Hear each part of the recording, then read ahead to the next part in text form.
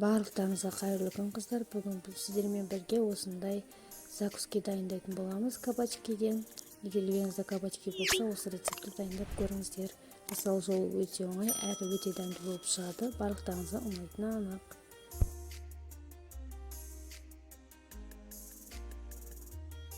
Ол үшін ең алдымен біз кабачкилерімізді осылай дөңгелектеп кесіп аламыз видеодағыдай.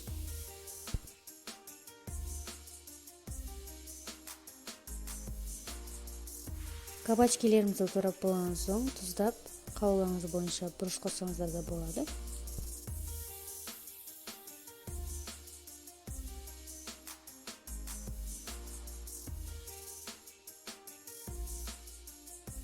Қызып тұрған табаға екі жағын қызартып қуырып аламыз.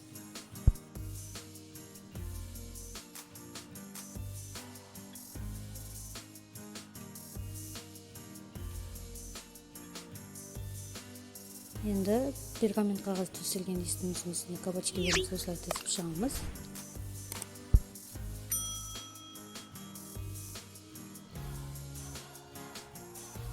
Оның ортасына салмасын дайындаймыз. Ол үшін бізге сақтап тұра алған қызанақ пен сарымсағымызды салып, майонез араластырып, жақсылап заправка жасаймыз да. Осылай видеодағыдай ортасына төсеп шығып, үстіне сырымызды көбірек салып шығамыз да, қызып тұрған пешке сыр ерігенше пісіріп аламыз.